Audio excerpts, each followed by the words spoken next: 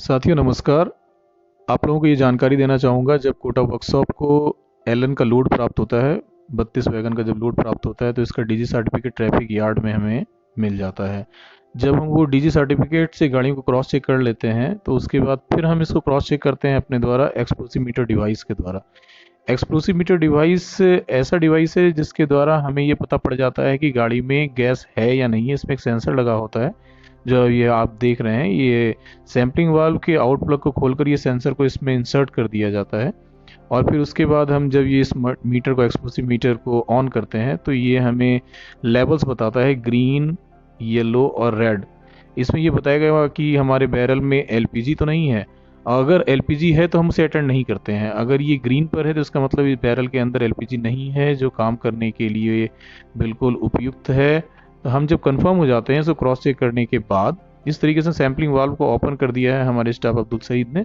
तो अब क्या है कि वो सेंसर उसको सेंस कर लेगा और ये आप कांटा देख रहे हैं कि बिल्कुल मतलब निडल जो है हमारी ग्रीन पर है। तो इसका मतलब है कि हम काम करने के लिए इस वैगन को अंदर वर्कशॉप में एंट्री के लिए उपयुक्त पाते हैं और ले लेते हैं हम इसको काम करने के लिए। हम यहाँ पीयूएच रिपेयर की बात कर रहे हैं। एट फर्स्ट जब पीयूएच रिपेयर के लिए गाड़ी आती है तो एट फर्स्ट हम इसका थिकनेस टेस्ट कराते हैं। थिकनेस टेस्ट में सिलिंड्रिकल एंड जो है, सिलिंड्रिकल पोर्शन जो है, इसका 12.5 कंडमेशन लिमिट है। अगर 12.5 से ये लेस हो जाता है तो फिर हम बैरल को कंडम कर देते हैं। और इसी तरीके से अगर डिस्क एंड 14 mm से अगर ये कम हो जाता है तो फिर बैरल कंडम हो जाती है। तो ये हमारा फर्स्ट प्रोसीजर होता है पीओएच के लिए। एट फर्स्ट मतलब हम बैरल को चेक करते हैं कि बैरल हमारा काम करने के लिए उपयुक्त है या नहीं है। अगर ये नॉट ओके रहता है, ये अगर कंडमेशन लिमिट को ये क्रॉस कर चुका है तो हम फिर इस बैरल को रिपेयर नहीं करेंगे।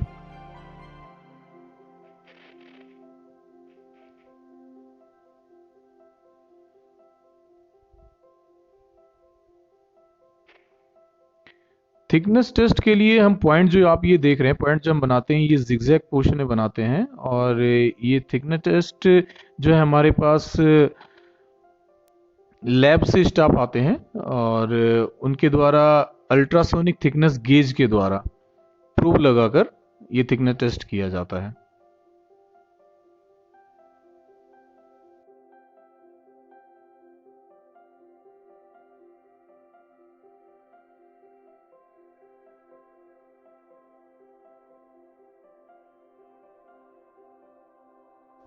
साथियों, थिकनेस टेस्ट पूरा होने के बाद फिर हम बैरल के सारे induction valve, safety valve, sampling valve, ये सारे को डिसमेंटल कर देते हैं।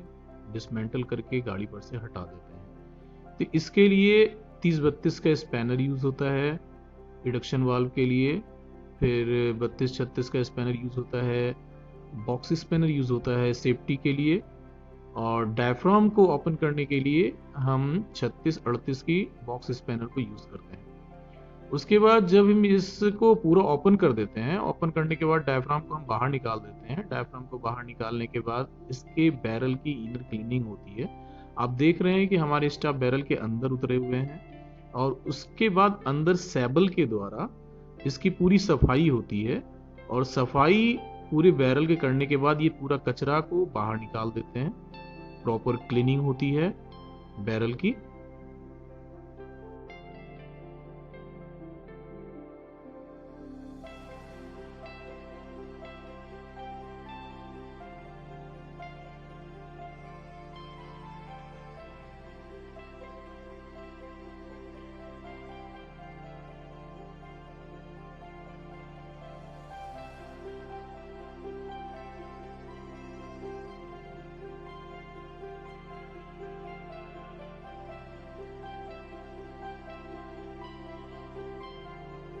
साथियों, ये डायफ्राम है। डायफ्राम का इनर पोर्शन को आप देख रहे हैं। इसकी सफाई प्रॉपर क्लीनिंग की जाती है एम्ब्रिक पेपर वायर ब्रश के द्वारा।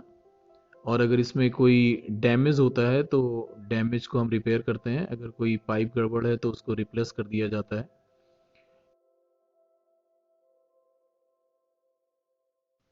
साथियों, ये डायफ्राम का टंग पोर्शन है जो बैरल बॉडी के लिप पोर्शन में इंसर्ट हो जाता है और उसमें गैस्केट लगाते हैं हम। गैस्केट लगाने के बाद इस डायफ्राम को उसमें इंसर्ट किया जाएगा।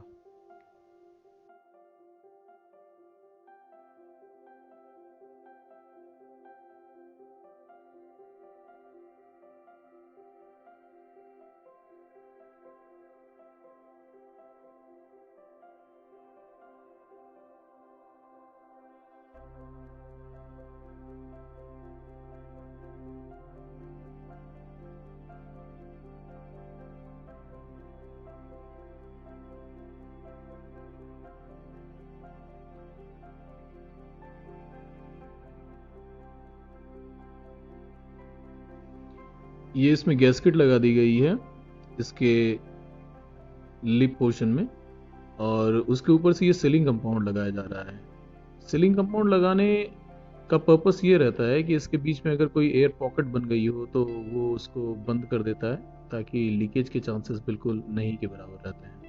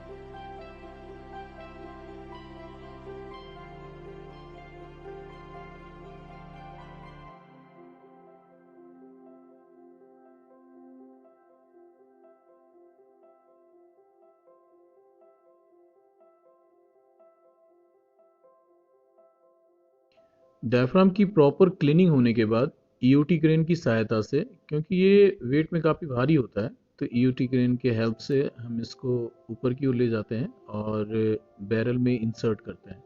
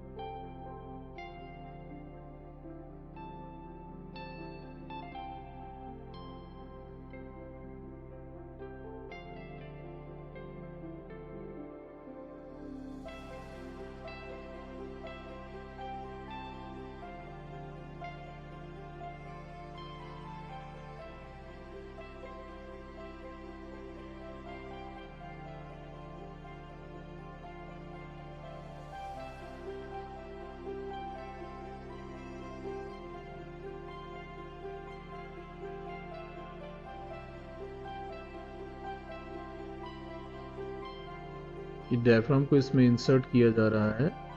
डायफ्राम को इंसर्ट इस तरीके से करते हैं कि वो आपको, जब मैंने कट मॉडल में दिखाया था फनल, उसमें फनल में इसके जो दो पाइप जो जा रहे हैं वो उसमें इंसर्ट हो जाए।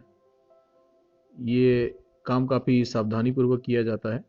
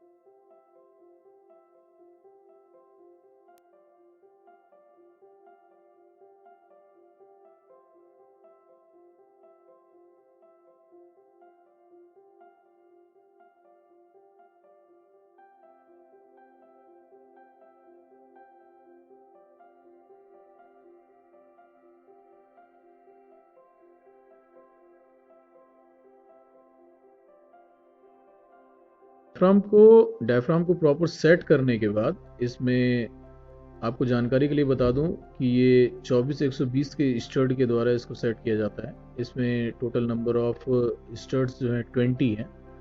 उसको प्रॉपर टाइट कर देते हैं जिसके द्वारा लीकेज बिल्कुल नहीं होनी चाहिए। लीकेज, माइनर लीकेज भी अलाउ नहीं करते हैं। हम उसकी टेस्टिंग करते हैं, इसके बाद हम टेस्टिंग करेंगे कि ये डायफ्राम जो है ये सही तरीके से प्रॉपर सेट हुआ है या नहीं है। वो हम आपको आगे इसी वीडियो में दिखाने वाले हैं।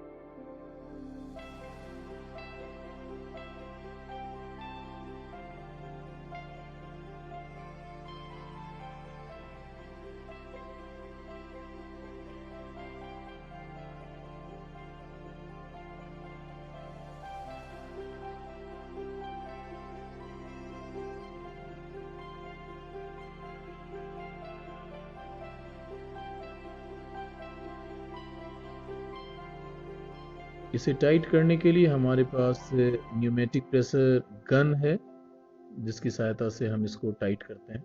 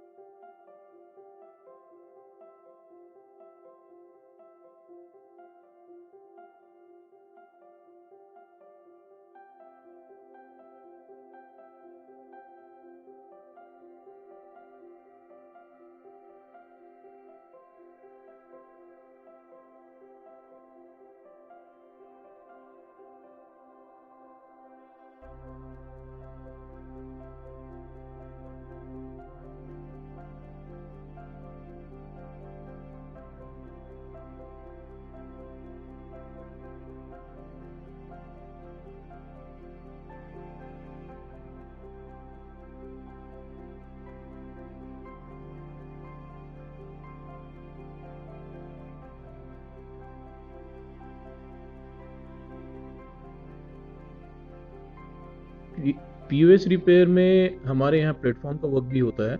ये पूरे प्लेटफॉर्म की जहाँ पर जो रस्टी होती है उस पोर्शन को हम काट के अलग कर देते हैं और वहाँ पर हम नया चेकर प्लेट लगाते हैं।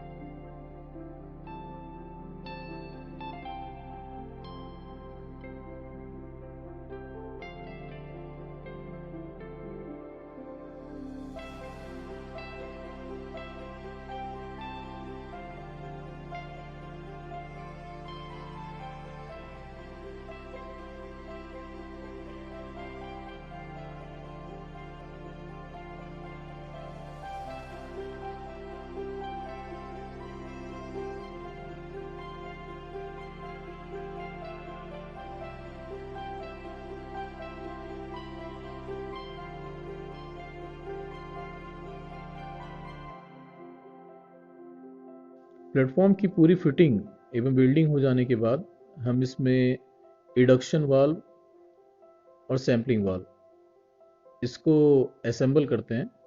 इंडक्शन वाल्व को असेंबल करने के लिए ये जो हमारे पास लिप पोर्शन है जो डायफ्राम में बना हुआ है उसकी प्रॉपर क्लीनिंग की जाती है। प्रॉपर क्लीनिंग करने के बाद फिर हम इसमें हमारे पास एस्बेस्टस सीट है 3.2 mm की जो आप देख रहे हैं हमारे कर्मचारी द्वारा लगाया जा रहा है। इसको प्रॉपर इंसर्ट किया जाता है। इसके इसको इंसर्ट करने के बाद इसके ऊपर हम सीलिंग कंपाउंड अप्लाई करते हैं। सीलिंग कंपाउंड का पर्पस मैंने आपको पहले ही बता दिया है। तो ये उसके बाद सीलिंग कंपाउंड लगाएंगे। सीलिंग कंपाउंड लगाने के बाद फिर हम इंडक्शन वाल्व को लगा के इसके जो स्टड साइज़ हैं ये मैं आपको बताना चाहूँगा। 1875, 1975, 2080, ये 3 तरीके के हमें प्राप्त होते हैं गाड़ियों में। तो उसके द्वारा हम इसको प्रॉपर टाइट कर देते हैं। टाइटिंग प्रोसीजर भी इसको टाइट करने के लिए बहुत मायने रखता है। हम काफ़ी बैलेंस रख कर इसको टाइट करते हैं, जो आप अभी वीडियो में देखने वाले हैं। इसमें क्रॉस टाइट करते हैं, हम पहले नट को बिठा लेते हैं, फिर क्रॉस टाइट होती है। और प्रॉपर मतलब सेटिंग होनी चाहिए इसकी। अगर थोड़ी सी सेटिंग प्रॉपर नहीं होगी तो इसमें लीकेज के चांसेस बन जाते हैं। तो बैरल फेल हो सकता है, हमारा पर्जिंग फेल हो सकता है। तो इस सबों का ख्याल रखना काफ़ी ज़रूरी होता है।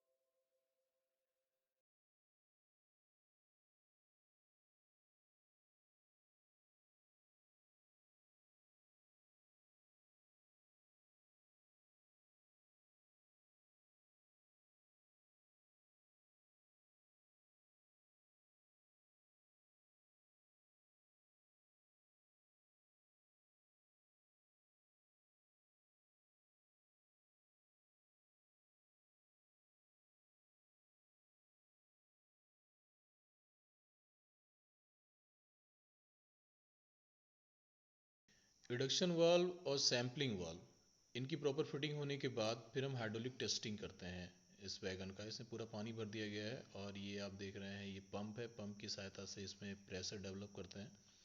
ये प्रेशर जो है 22.10 kg पर सेंटीमीटर स्क्वायर तक का हम इस पे प्रेशर डेवलप करते हैं। इस प्रेशर डेवलप करने के बाद पूरे बैरल को हम न्यूमेटिक प्रेशर से ड्राई करते हैं। पूरा ड्राई करने के बाद फिर हम इसको चेक करेंगे। ये ड्राइंग प्रोसीजर चल रहा है आपको। ये पूरे जितने पानी गिर गई है उसको हम सरफेस को न्यूमेटिक प्रेशर से पूरा ड्राई कर दे रहे हैं, ताकि कोई भी लीकेज हो तो वो स्पष्ट हो जाए। लीकेज प्रूफ बैरल बनाना हमारा टारगेट है। बैरल में लीकेज नहीं होना चाहिए। तो हमने जो भी फिटिंग की है, अब आप ये देख रहे हैं, यहाँ सबसे पहले तो ये रॉड को हमने ट्यूब में इंसर्ट किया है। ये ट्यूब में जो हमने बताया था नीचे से डमी है, तो ये बिल्कुल रॉड ड्राई निकला है। इसका मतलब है पानी भरी हुई है इस बैरल में। प्रेशर है 22.10 kg पर सेंटीमीटर स्क्वायर का। दोनों ही ट्यूब में रॉड इंसर्ट करके हमने देख लिया है। ये हमारे सुपरवाइजर्स हैं, ये इनके द्वारा चेक कर लिया जा रहा है कि इसमें पानी की मात्रा बिल्कुल भी नहीं है। अब साथियों, इसके बाद आप ये देखिए कि अब ये जो फिटिंग्स हैं, ये फिटिंग वगैरह चेक इसी प्रेशर पर होगा। पहले क्लोज कंडीशन में, फिर ओपन कंडीशन में। अब हमारे सुपरवाइज़र के द्वारा इसका बॉटम चेक किया जा रहा है कि हमने जो डायफ्राम जो फिट किया है लिप और टंग अरेंजमेंट के द्वारा, ऊपर जो हमने 20 नंबर ऑफ स्टर्ट्स 24-120 के टाइट किए हैं नेट के द्वारा, जो 36 या 38 के होते हैं, तो उससे हम इसको चेक कर ले रहे हैं। बिल्कुल भी पानी का रिसाव नहीं होना चाहिए। अगर पानी का रिसाव है तो हम इसको टाइट करते हैं, और अगर टाइट करने पर भी नहीं रुकता तो हमें ये बैरल दोबारा से डायफ्राम निकाल कर फिर इंसर्ट करके टाइट करना पड़ता है। तो यहाँ ये वैगन में आप देख सकते हैं कि ये वैगन बिल्कुल ड्राई है, पानी का लीकेज बिल्कुल भी नहीं हो रहा है। रिडक्शन वाल्व के नीचे से ये हमारे नरेश जी इसमें प्रेशर, नीचे से न्यूमेटिक प्रेशर अप्लाई कर रहे हैं। अगर पानी नीचे होता तो वो एगेंट साइड वो बाहर आ जाता। तो इस तरीके से इंडक्शन वाल्व का बॉटम भी चेक हो जाता है। इंडक्शन वाल्व का बॉटम चेक हो गया।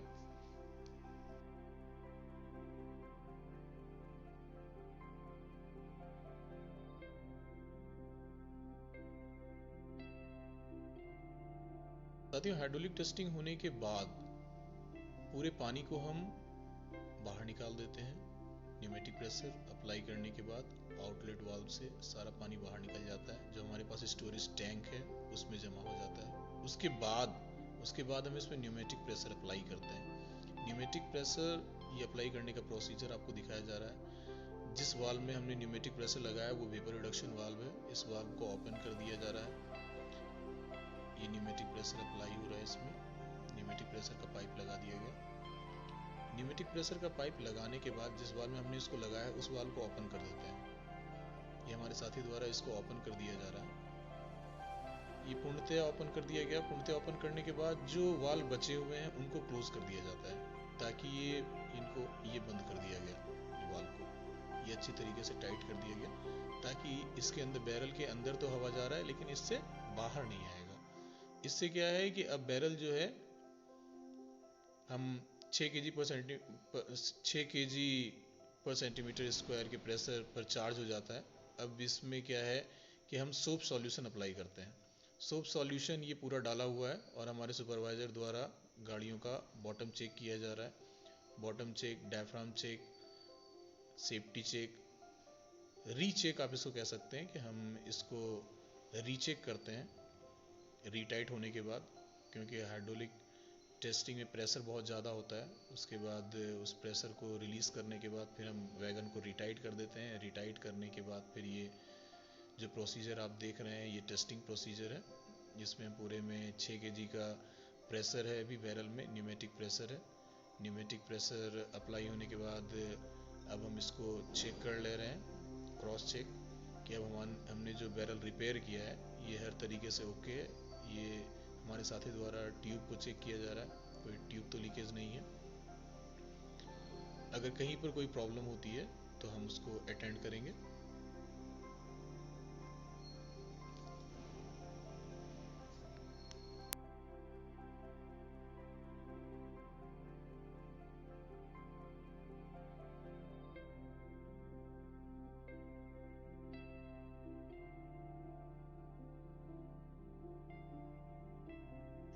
वैगन रिटाइट होने के बाद ये ऑफ़र कर दिया जाता है हमारे द्वारा। ऑफ़र करके ये लिफ्ट लोअर सेक्शन में चला जाता है। लिफ्ट लोअर सेक्शन में अंडर गियर का काम होता है। गाड़ियाँ लिफ्ट हो गई हैं आपके सामने, ये गाड़ियाँ लिफ्ट पोजीशन में। अंडर गियर का काम यहाँ अटेंड किया जाएगा। अंडर गियर का सारा काम होने के बाद फिर ये गाड़ी लिफ्ट लोअर सेक्शन से ऑफ़र कर दी जाती है।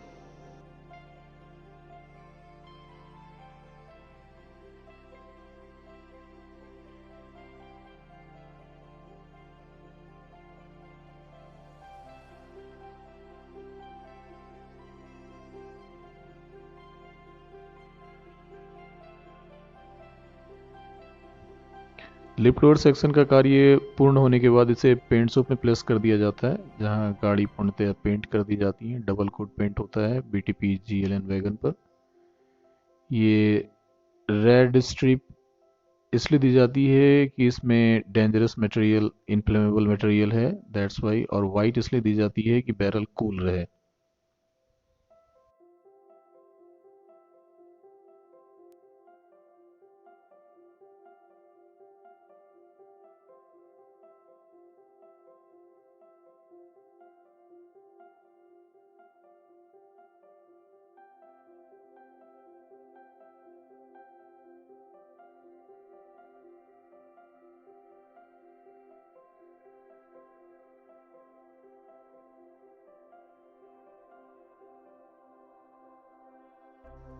गाड़ी पूर्णतया पेंट कर दी गई है। पेंट करने के बाद इसे वेब्रिज में ऑफर कर दिया जाता है, जहां सारे स्टेंसिल्स वगैरह छाप दिए जाते हैं।